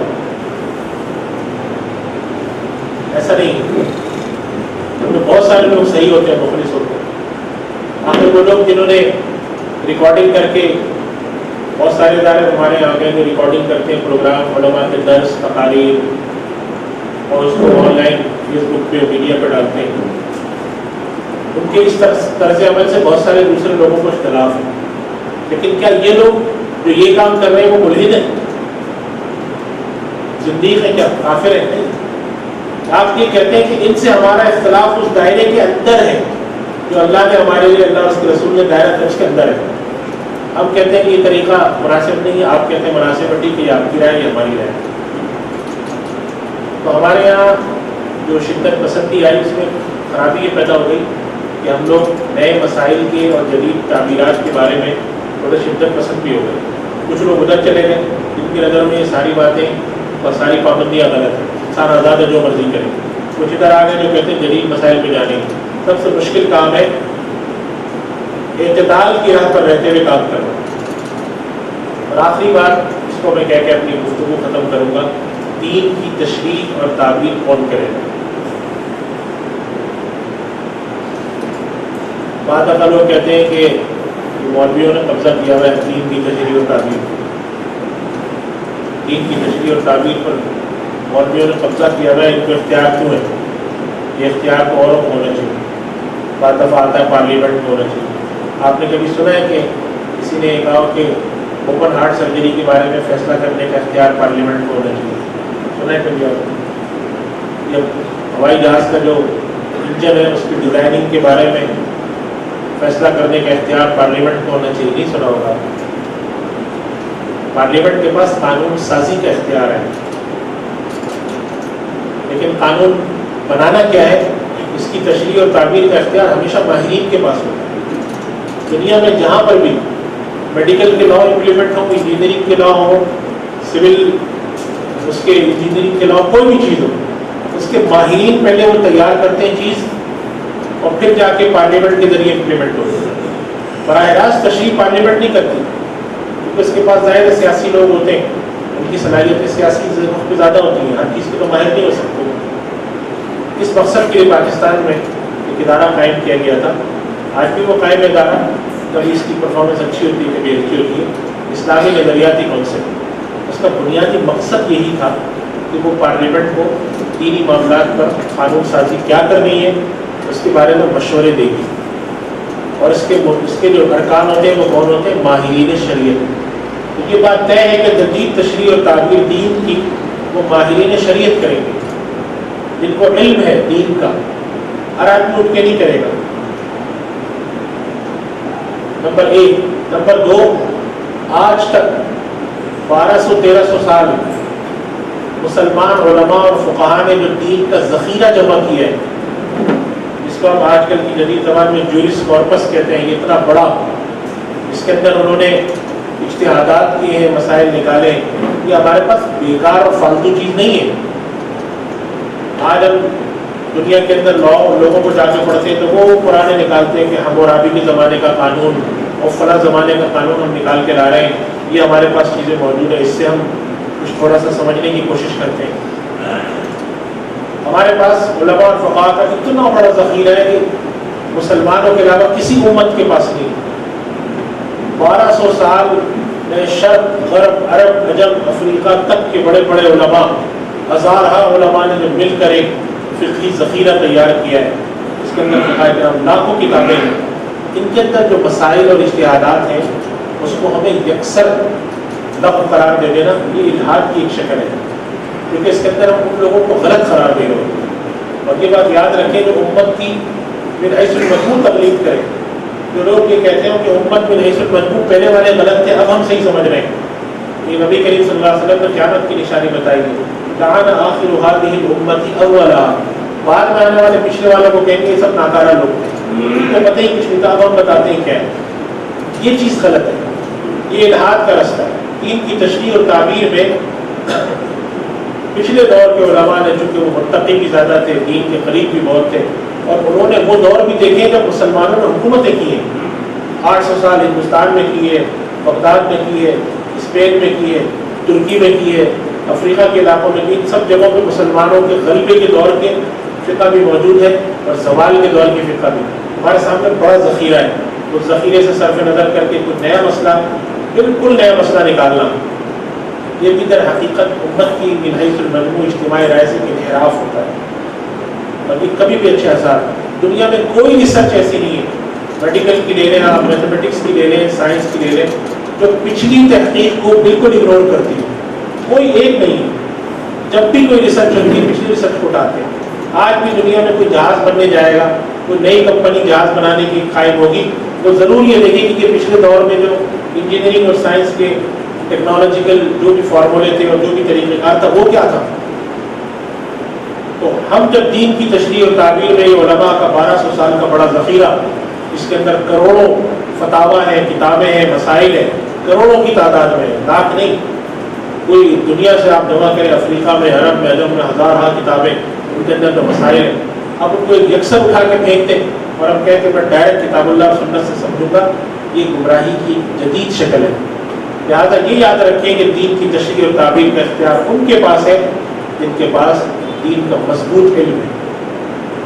اس مضبوط علم کے دائرے کے اندر رہتے ہوئے ان پہ اختلاف ہوگا، تو پھر کہہ رہا ہوں آپ یہ سمجھتے ہو کہ ان میں اتفاق ہو جائے گا، اختلاف نہیں ہوگا، ایسا نہیں ہے، کیونکہ اس کے اندر عقل انسانی لگتی ہے، اجتہاد لگتا ہے، انسانی غور و فکر لگتا ہے، لہٰذا اس کے اندر رائے کا اختلاف ہوتا ہے، مگر وہ رہتے دائرے کے اندر ہے اور وہ اختلاف محمود ہے، ناپسندیدہ نہیں ہے۔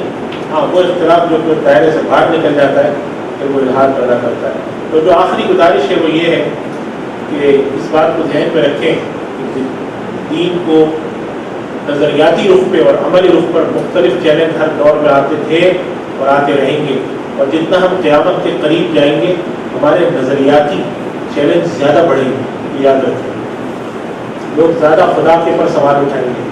اللہ کے نبی صلی اللہ علیہ وسلم کی توہین جو کرنی شروع کی ہوئی لوگوں نے، یہ کس لیے کی ہے کہ آہستہ آہستہ آہستہ 100 سال میں مسلمان اس چیز کے عادی ہو جائیں گے، اور نعوذ باللہ اگر اللہ کے نبی صلی اللہ علیہ وسلم کی توہین ہے تو پھر اس دین میں کچھ بھی باقی نہیں ہے، نہ قرآن باقی ہے، خدا کو ہم ایک کیسے مانتے ہیں، ہمیں کس نے بتایا؟ ہم تک تو خدا کی معرفت نبی کے ذریعے پہنچی ہے۔ اگر ہمارے نبی بتاتے کہ خدا تین ہے تو ہم بھی کہتے خدا تین ہے۔ ہم تک خدا کی معرفت نبی کے ذریعے پہنچتی ہے، قرآن نبی کے ذریعے پہنچتا ہے، دین نبی کے ذریعے پہنچتا ہے، پچھلے انبیاء کرام پر ایمان نبی کے ذریعے پہنچتا ہے، نبی کریم صلی اللہ علیہ وسلم کی ذات گرامی اور دین کے جو اساس مبادیات ہیں قرآن کریم۔ آپ نے یہ بھی سنا ہوگا کہ ایک ایسا قرآن کریم چھاپنے کی کوشش کی جو کہ قرآن کریم ترتیب نزولی پر ہے، لہذا اس کی پہلی صورت اقرأ بسم ربک الذی خلق. وہ کہہ رہے ہیں تحقیق کے نام پہ کہ ہم چاہتے ہیں ذرا ایسا قرآن بھی ہونا چاہیے. اب آدمی کتاب کھول جائے, قرآن کریم کے پہلا صفحہ کھولا, سورہ فاتحہ کے بجائے اقرأ بسم ربک الذی خلق. اس کا ایک علمی رخ پر فائدہ ہے اس کام کا, مگر اس کا عوامی سطح پر چھاپ کے پھیلانے کا مقصود علمی فائدہ نہیں ہے. علمی رخ پر ٹھیک ہے, اگر مفسرین محققین ہیں ان کے علم میں ہو کہ آیات اتری کس ترتیب سے, لیکن جب آج ہم عوام الناس میں ڈالیں گے تو سورہ بقرہ کی کچھ آیات کہیں اور ہوں گی, کہیں اور کی آیات ادھر ہوں گی. اس وجہ سے یہ الحاد کی جو جدید شکلیں آ رہی ہیں کلامی رخ پر, نظریاتی رخ پر, ان کے لیے بھی جدید تشریح اور تعبیر کی ضرورت ہے اور کھڑا ہونا چاہیے. اور یہ یاد رکھیں کہ دین کے اوپر جب بھی حرف آتا ہے برا بھلا کہنے سے, گالی گلوچ کرنے سے کوئی حاصل نہیں ہوتا. اس کا عقلی رخ پر جواب بھی دینا چاہیے, اور اپنی جواب دینے والے الحمدللہ حضرات ہیں. اور جو عملی رخ پر دین کو ضرورت پیش آتی ہے کہ نئے مسائل کا حل پیش کیا جائے, اس کے لیے دین کے اندر علماء کے اجتماعی اجتہاد بھی ہوتے ہیں اور آج بھی ہوتے ہیں. آپ کسی دارالفتہ میں نیا مسئلہ لے کر جاتے ہیں, بالکل نیا مسئلہ, تو دارالفتہ 2-3 مہینے میں مسئلہ حل کر کے دیتا ہے. وہ کیا ہے, وہ اجتہاد کی ایک شکل ہے. وہ بیٹھتے ہیں, غور و خوض کرتے ہیں, نئے مسئلے کے اوپر غور کرتے ہیں, فتاویٰ دیکھتے ہیں, پھر آخر میں جا کے تجویز کر کے کہتے ہیں کہ ہمارے خیال میں یہ دین کے فلاں فلاں فلاں فلاں جو اصول و مبادی ہیں اس کی امپلیمنٹیشن ہوتی ہے اس پر. اس طرح جا کے مسائل کا حل ہوتا ہے. دعا فرمائیں کہ اللہ سبحانہ و تعالیٰ ہمیں دین کی صحیح تشریح اور تعبیر کی کا فہم عطا فرمائے اور گمراہی اور الحاد سے ہمیں بچائے. وآخر دعوانا الحمدللہ رب العالمین. جزاکم اللہ. مفتی ارشاد صاحب کے انتہائی شکر گزار ہیں کہ انتہائی اپنے قیمتی اوقات میں سے وقت نکال کر تشریف لائے. تقریباً مفتی صاحب جو ہے 1.25 سال یا 1.5 سال کے بعد آج ہمارے یہاں آئے ہیں, اور ہجوم میں مشغولیات ان کا اتنا زیادہ ہوتا ہے کہ ان کے لیے وقت نکالنا بڑا مشکل کام ہوتا ہے, اور ہم بھی بہت زیادہ مفتی صاحب پر زور نہیں لگاتے ہیں. لیکن اس کے باوجود ہم مفتی صاحب سے گاہے بغیر گزارش کرتے رہیں گے کہ یہاں آ کر جو ہے ہماری جدید مسائل اور جدید قسم کے موضوعات ہیں ان پر رہنمائی ہمارے لیے پیش کر دیا کریں. کچھ اعلانات ہیں, اور اعلانات میں سب سے اہم اعلان برما کے حوالے سے ہے. تو کچھ یہ مختصر اعلانات کرنے کے بعد برما کے حوالے سے جو ہے تھوڑی سی بات میں کر لیتا ہوں. تو سب سے پہلا اعلان تو یہ ہے کہ اگلا ماہانہ درس قرآن و حدیث انشاءاللہ اتوار 8 اکتوبر کو یہاں القرآن کورسز سینٹر میں منعقد ہوگا. اور خواتین کے لیے ہر ماہ کی تیسری جمعرات کو یہاں قرآن کورسز سینٹر میں خواتین کے لیے درس قرآن و حدیث منعقد کیا جاتا ہے. درس کا وقت سحر 3:30 تا 4:30 بجے ہے. اس ماہ یہ پروگرام جمعرات 21 ستمبر کو منعقد ہوگا انشاءاللہ, اور موضوع ہے نکاح بابرکت کیسے ہو. اور نئے آنے والے حضرات اور خواتین کے لیے عرض ہے کہ ان کو اگر ہمارے SMS وغیرہ اور دیگر جو ہے معلوماتی جو چیزیں نہیں ملتی ہیں تو وہ اپنے فون نمبر جو ہے یہاں کاؤنٹر پر رجسٹر کروا دیں. انشاءاللہ تعالیٰ وہ ملنا شروع ہو جائیں گے آپ کو. بیت السلام ویلفیئر ٹرسٹ والے برما کے مسلمانوں کے حوالے سے خدمات سر انجام دے رہے ہیں, اور ان کے انشاءاللہ بھی آپ باہر نکلیں گے تو ہینڈ بلس فلائرس وغیرہ بھی آپ کو مل جائیں گے.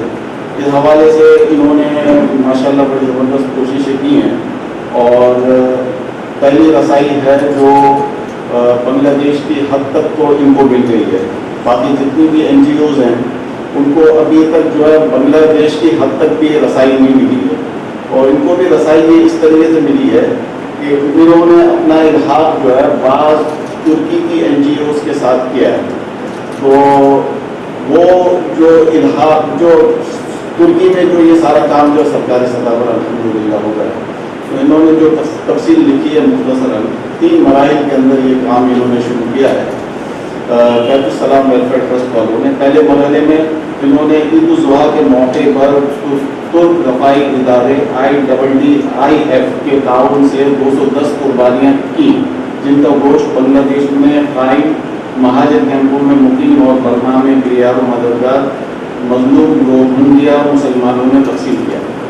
دوسرے مرحلے میں ان کا ارادہ یہ ہے کہ محفوظ پیکنگ میں غذائی اشیاء، پینے کا صاف پانی، خیمے، لباس اور بستر کمبل پہنچانے کا سلسلہ بھی شروع کیا جائے۔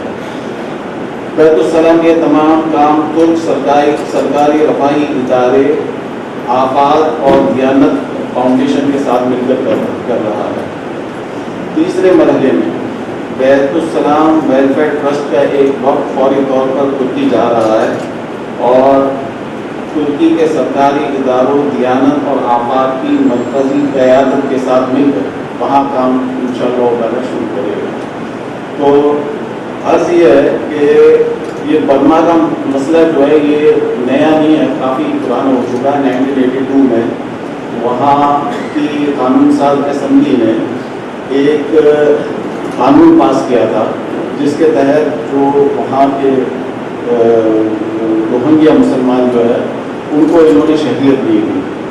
روہنگیا مسلمانوں کے ساتھ ساتھ وہاں ہندو بھی جو آباد تھے ان کو بھی انہوں نے شہریت نہیں دی تھی۔ اس وقت سے یہ مسئلہ چلا تھا اور پھر اس کے بعد معاملات چلتے رہے اور اس حد تک معاملہ گیا کہ ابھی چند ہفتوں پہلے ظلم و ستم کا بازار تو وہاں گرم تھا۔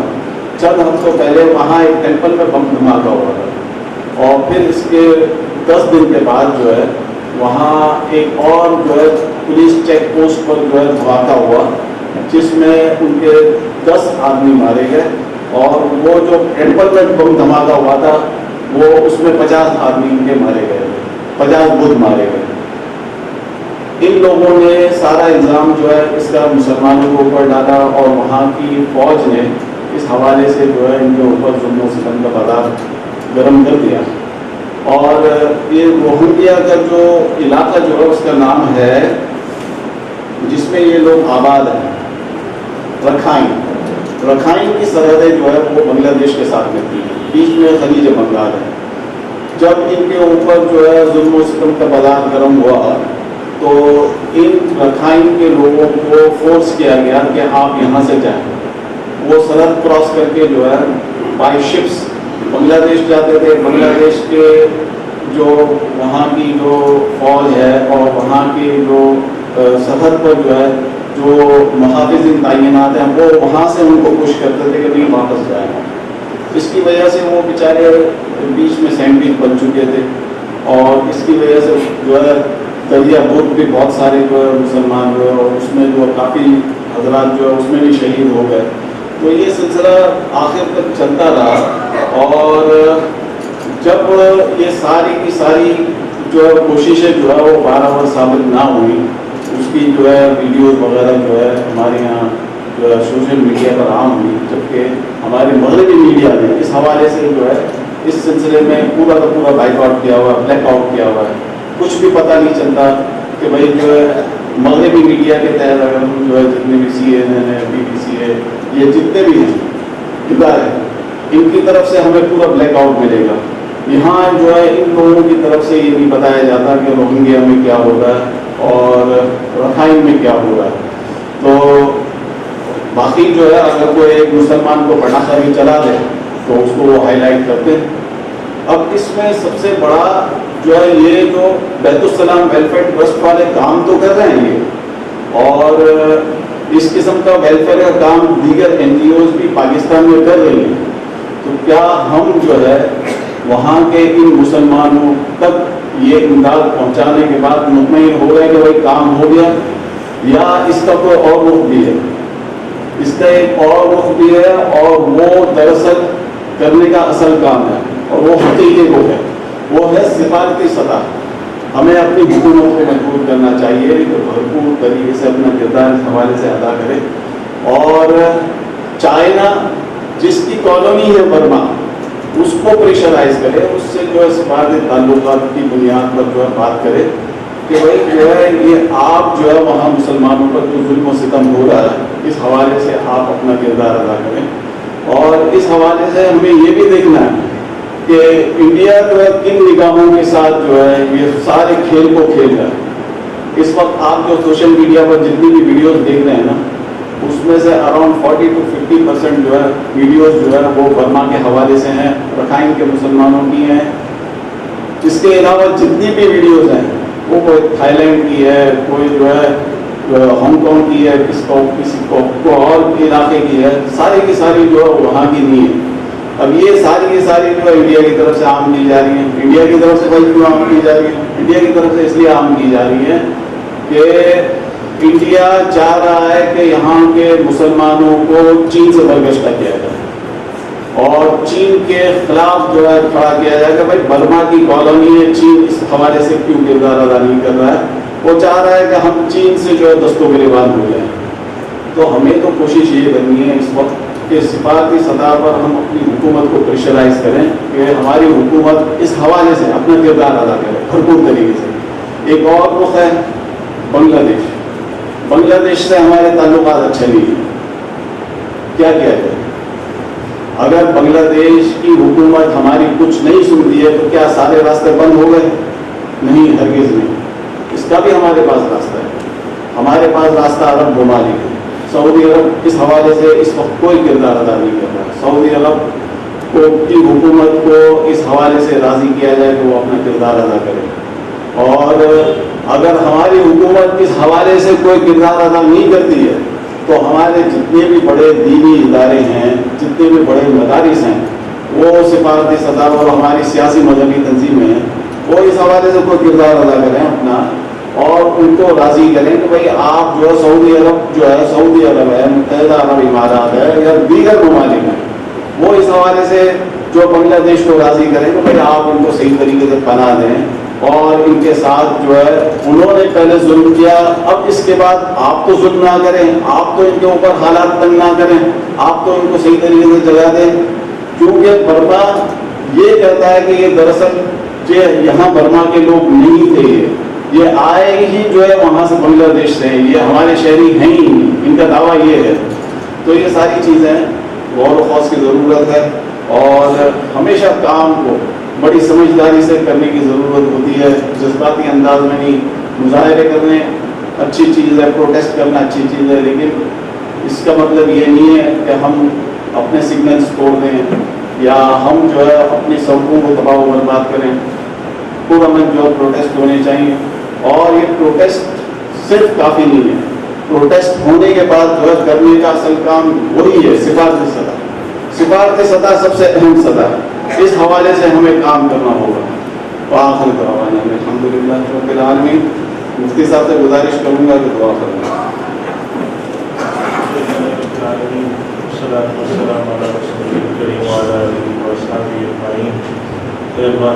جو کہا گیا جو سنا گیا اپنی بارگاہ میں قبول فرما، جو اس میں غلط بات ہے اللہ تو اس کی مغفرت فرما، جو اس میں خیر کی بات ہے اللہ کی طرف سے اللہ اس بات کو قبول فرما، اور مسلمانوں کو اللہ کی اتحاد اور اتفاق نصیب فرما۔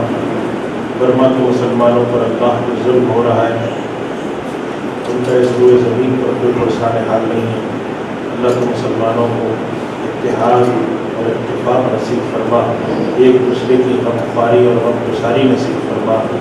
پروردگار ان مظلوم مسلمانوں کا مددگار بن جا۔ اللہ مسلمان برما میں، شام میں، فلسطین میں اور دنیا کے اور بہت سے علاقوں میں بہت پریشان ہیں، قسمہ پرسی میں ہیں، مجبور ہیں، مقبول ہیں، بے بس ہیں، بے کس ہیں۔ اللہ کو سب کی مدد فرما۔ ہم لوگ سب یہاں جو موجود ہیں صاحب حاجات ہیں، ہماری حاجت روائی فرما، ہماری مشکلات آسانیوں سے بدل دے، اور اے اللہ ہم سب لوگ جب تک فقید حیات ہیں تو عافیت کے ساتھ ایمان پر قائم رکھ، اور ہم سب کا ایمان کا خاتمہ فرما۔ تمام مسلمان ملکوں کو مضبوط کر انہیں قوت اور طاقت نصیب فرما، ہمارے ملک کے اندرونی اور بیرونی دشمنوں سے حفاظت فرما، اور ہمارے ملک میں اللہ کے دین کا غلبہ فرما، دین کا بول بالا فرما۔ وہ لوگ اللہ کے دین کے نام پہ گمراہ ہیں، وہ لوگ جو دین کے مخالف ہیں، اللہ تو ان دونوں لوگوں کو ہدایت نصیب فرما، دین کو صحیح معنوں میں نافذ کرنے کی توفیق عطا فرما، دین کا حفاظت کرنے والا بنا، اور اے اللہ دین کی خدمت ہم سے لے اور اپنی بارگاہ میں اس کو قبول فرما۔ اللہم ارنا الحق حقا وارزقنا اتباعہ وارنا الباطل باطلا وارزقنا اجتنابہ۔ صلی اللہ تعالی علی خیر خلقہ سیدنا مولانا محمد وعلی آلہ وصحبہ اجمعین برحمتک یا